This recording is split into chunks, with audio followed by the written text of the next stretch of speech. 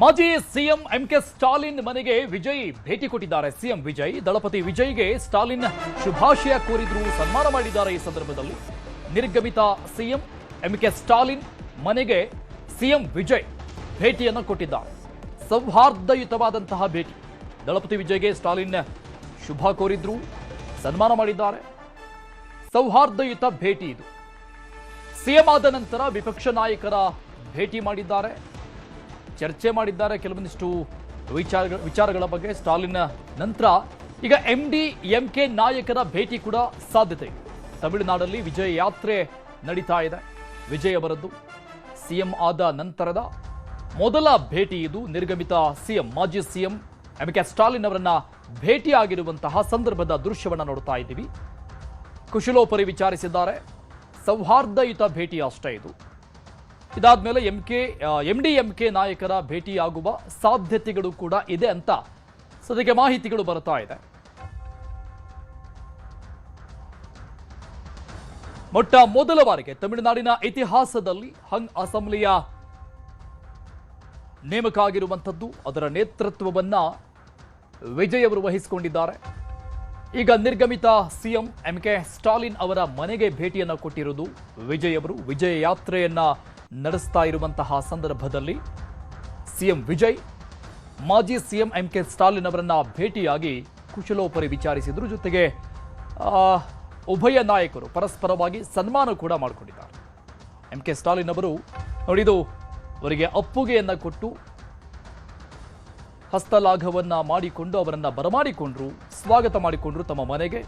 MK Stalin ಅವರು ವಿಜಯ್ ಅವರು ಕೂಡ ಅಷ್ಟೇ ಸಂತಸದಿಂದ MK ಸ್ಟಾಲಿನ್ ಅವರಿಗೆ ಸನ್ಮಾನ ಮಾಡಿದ್ರು.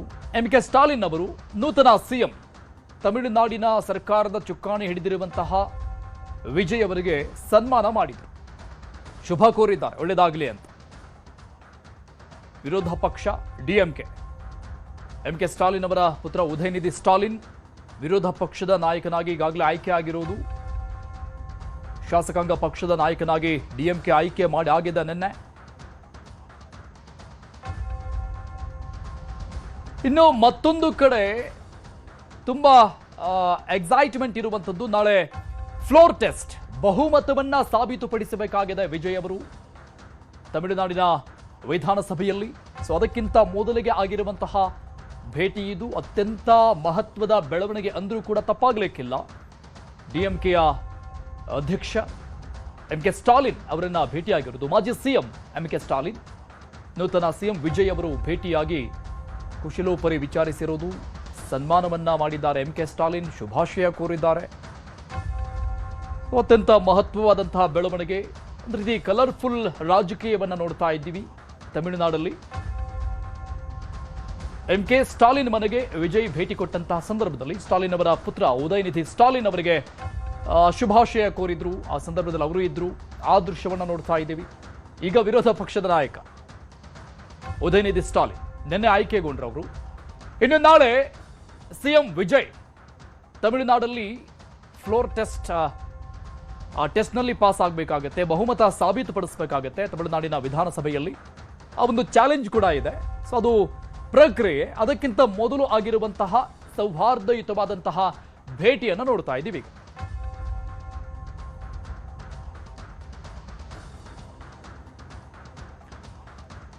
ಈ ಬಗ್ಗೆ ಇನ್ನಷ್ಟು ಡೀಟೇಲ್ಸ್ ಕೊಡ್ತಾರೆ ನಮ್ಮ ಪ್ರತಿನಿಧಿ ಕಾರ್ತಿಕ್. ಲೈವ್ ನಲ್ಲಿ ಜಾಯ್ನ್ ಆಗ್ತಾ ಇದ್ದಾರೆ. ಕಾರ್ತಿಕ್, ತಮಿಳುನಾಡಿನ ರಾಜಕೀಯ ಅಂದ್ರೇನೆ ಒಂದಿಷ್ಟು ಕಲರ್ಫುಲ್ ಆಗಿ ಕಾಣಸಿಗ್ತವೆ. ಒಂದಿಷ್ಟು ಚಿತ್ರಣಗಳು, ಘಟನೆಗಳನ್ನ ನೋಡ್ತಾ ಹೋದಂಗೆಲ್ಲ ಇವತ್ತು ಅಂಥದ್ದೇ ಒಂದು ಘಟನೆ ನಡೆದಿದೆ.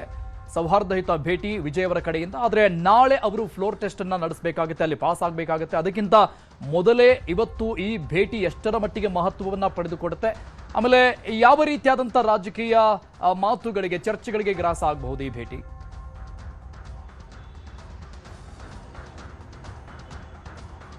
ಅರುಣ್, ಪ್ರಮುಖವಾಗಿ ತಮಿಳುನಾಡಲ್ಲಿ ಸಿಎಂ ಆಗಿ ಆಯ್ಕೆಯಾಗಿರುವ ವಿಜಯ್ ಅವರ ನಡೆ ದಿನಕ್ಕೂ ಕೂಡ ಒಂದಿಷ್ಟು ವಿಶಿಷ್ಟತೆಯನ್ನು ಕೊಡ್ತಾ ಇದೆ. ಅಂದರೆ ಯಾವ ಕಾರಣಕ್ಕಾಗಿ ಅಂತಂದರೆ ಈಗಾಗಲೇ ಅವರು ಬಹುಮತವನ್ನು ಸದನದಲ್ಲಿ ಸಾಬೀತು ಮಾಡಬೇಕಾಗಿದೆ. ಈಗಾಗಲೇ ಅವರು ಪ್ರಮಾಣ ವಚನವನ್ನು ಕೂಡ ಸ್ವೀಕಾರ ಮಾಡಿದ್ದಾರೆ. ಆದರೆ ಇವತ್ತು ಅವರು ಸ್ಟಾಲಿನ್ ಅವರನ್ನು ಭೇಟಿ ಮಾಡಿರುವಂಥದ್ದು, ಹಾಗೆ ಉದಯನಿಧಿ ಸ್ಟಾಲಿನ್ ಅವರನ್ನು ಕೂಡ ಭೇಟಿ ಮಾಡಿ ಚರ್ಚೆಯನ್ನು ಮಾಡಿರ್ತಕ್ಕಂಥದ್ದು ಸಾಕಷ್ಟು ಕುತೂಹಲ ಮೂಡಿಸ್ತಾ ಇದೆ. ನಾಳೆಯೇ ಅವರು ಸದನದಲ್ಲಿ ಬಹುಮತವನ್ನು ಸಾಬೀತುಪಡಿಸಬೇಕಿದೆ. ಈ ಒಂದು ಸಂದರ್ಭದಲ್ಲಿ DMKಯ ಮುಖ್ಯಸ್ಥರನ್ನು ಅವರು ಭೇಟಿ ಮಾಡಿರ್ತಕ್ಕಂಥದ್ದು ಸಹಜವಾಗಿ ಒಂದಿಷ್ಟು ಬೆಳವಣಿಗೆಗೆ ಕಾರಣವೂ ಕೂಡ ಆಗ್ಬೋದು. ಜೊತೆಗೆ ಇದು ಸೌಹಾರ್ದಯುತ ಭೇಟಿಯೂ ಕೂಡ ಆಗಿದೆ. ಜೊತೆಗೆ ಈ ರೀತಿಯ ಲಕ್ಷಣಗಳು ರಾಜಕೀಯದಲ್ಲಿ ಸಹಜ ಅಂತ ಹೇಳ್ಬೋದು. ಈಗಾಗಲೇ ಅವರು ಚುನಾವಣೆಯಲ್ಲಿ ಬಹುಮತವನ್ನು ಪಡೆದಿರ್ತಕ್ಕಂಥವರು, ನಿರ್ಗಮಿತ CM ಅನ್ನು ಭೇಟಿ ಮಾಡಿರುವಂಥದ್ದು ಯಾವ ಕಾರಣಕ್ಕಾಗಿ ಅಂತಂದರೆ ಮುಂದಿನ ದಿನಗಳಲ್ಲಿ ಯಾವುದೇ ರೀತಿಯ ಅಡೆತಡೆಗಳು ಅಥವಾ ನಾನು ಜನರಲ್ಲೂ ಕೂಡ ಒಂದಿಷ್ಟು ಸಂದೇಶಗಳು ಹೋಗಬೇಕಲ್ಲ, ಅಂದರೆ ಎಲ್ಲರನ್ನೂ ಕೂಡ ಒಟ್ಟುಗೂಡಿಸ್ಕೊಂಡು ಹೋಗುವಂಥ ಒಂದು ಸಾಮರ್ಥ್ಯ ಇರ್ತಕ್ಕಂಥವನು, ಜೊತೆಗೆ ದ್ವೇಷ ರಾಜಕಾರಣವನ್ನು ನಾನು ಮಾಡೋದಿಲ್ಲ ಅನ್ನುವಂಥ ರೀತಿಯಲ್ಲಿ ಒಂದು ಸಂದೇಶ ರವಾನಿಸುವಂಥ ಒಂದು ನಿಟ್ಟಿನಲ್ಲಿ ಇವರು ಈ ರೀತಿಯಾಗಿ ಮಾಡಿದ್ರೆ ಅನ್ನುವಂಥದ್ದು ಸಹಜವಾಗಿ ಪ್ರಶ್ನೆ ಉದ್ಭವ ಆಗುತ್ತೆ. ಪ್ರಮುಖವಾಗಿ ವಿಜಯ್ ಅವರೇ ಸ್ಟಾಲಿನ್ ಅವರ ನಿವಾಸಕ್ಕೆ ತೆರಳಿ ಅಲ್ಲಿ ಅವರನ್ನು ಭೇಟಿ ಮಾಡಿರುವಂಥದ್ದು ಒಂದಿಷ್ಟು ಮಟ್ಟಿಗೆ ಜನತೆಯಲ್ಲಿಯೂ ಕೂಡ ಪರಿಣಾಮವನ್ನು ಬೀರುತ್ತೆ. ನಾಳೆ ಅವರಿಗೆ ಅಗ್ನಿ ಪರೀಕ್ಷೆಯೂ ಕೂಡ ಇರತಕ್ಕಂಥದ್ದು, ಅಲ್ಲಿ ಸದನದಲ್ಲಿ ಅವರು ಬಹುಮತವನ್ನು ಕೂಡ ಸಾಬೀತು ಮಾಡಬೇಕಾಗಿದೆ. ಇಂಥ ಒಂದು ಸಂದರ್ಭದಲ್ಲಿ DMKಯೂ ಕೂಡ ಅಂದರೆ ಬಹುಮತವನ್ನು ಸಂಬಂಧಪಟ್ಟಂತೆ ದಳಪತಿ ವಿಜಯ್ ಅವರು ಯಾವ ರೀತಿಯಾಗಿ ಸಾಬೀತು ಮಾಡ್ತಾರೆ ಅನ್ನುವಂಥ ರೀತಿಯಲ್ಲಿ ಅವ್ರದ್ದೇ ಆದಂಥ ಲೆಕ್ಕಾಚಾರಗಳಿದ್ದಾವೆ. ಜೊತೆಗೆ ಈ ಹಿಂದೆ ವಿಜಯ್ ಅವರು CM ಆಗುವ ಪೂರ್ವದಲ್ಲಿ ಪ್ರಮಾಣವಚನ ಸ್ವೀಕಾರ ಮಾಡುವಂಥ ಪೂರ್ವದಲ್ಲಿ ಸಾಕಷ್ಟು ಚರ್ಚೆಗಳಿತ್ತು.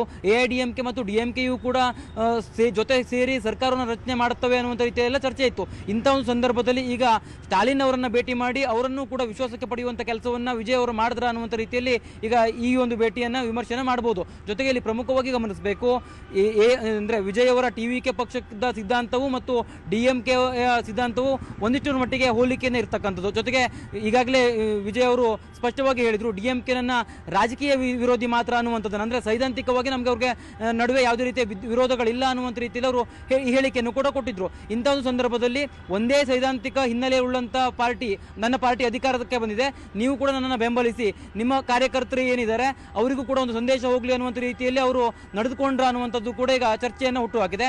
ಒಟ್ಟಾರೆಯಾಗಿ ನಾಳೆ ನಡೆಯುವಂಥ ಬಹುಮತ ಸಾಬೀತುಪಡಿಸಬೇಕಾಗಿದೆಯಲ್ಲ ನಾಳೆ, ಆ ಒಂದು ಪರೀಕ್ಷೆಯಲ್ಲಿ ವಿಜಯ್ ಅವರು ಸಫಲರಾಗ್ತಾರೆ ಅನ್ನುವಂಥದ್ದು ಕೂಡ ಸಾಕಷ್ಟು ಕುತೂಹಲ ಇರತಕ್ಕಂಥದ್ದು. ಈಗಾಗಲೇ ಅವರು ರಾಜ್ಯಪಾಲರಿಗೆ ತನಗೆ ಯಾವ್ಯಾವ ಶಾಸಕರ ಬೆಂಬಲ ಇದೆ, ಯಾವ್ಯಾವ ಪಾರ್ಟಿಯ ಶಾಸಕರು ನನ್ನ ಬೆಂಬಲಿಸಿದ್ದಾರೆ ಅನ್ನುವಂಥದ್ದನ್ನು ಪತ್ರದ ಮೂಲಕವಾಗಿ ತಿಳಿಸಿದ್ರು. ಅದಾದ ನಂತರದಲ್ಲಿ ರಾಜ್ಯಪಾಲರು ಅವರಿಗೆ ಪ್ರಮಾಣ ವಚನವನ್ನು ಕೂಡ ಬೋಧನೆಯನ್ನು ಮಾಡಿದರು. ಈಗ CM ಆಗಿರ್ತಕ್ಕಂಥ ವಿಜಯ್ ಅವರಿಗೆ ನಾಳೆ ಅಗ್ನಿ ಪರೀಕ್ಷೆ ಇರತಕ್ಕಂಥದ್ದು. ಇದರ ನಡುವೆ ಸ್ಟಾಲಿನ್ ಅವರನ್ನು ಭೇಟಿ ಮಾಡಿದರೆ ಉದಯನಿಧಿ ಸ್ಟಾಲಿನ್ ಅವರು ಕೂಡ ಅವರಿಗೆ ಆತ್ಮೀಯವಾಗಿ ಬರಮಾಡಿಕೊಂಡಿರ್ತಕ್ಕಂಥದ್ದು. Arun, thank you Karthik, ಡೀಟೇಲ್ಸ್ಗೆ.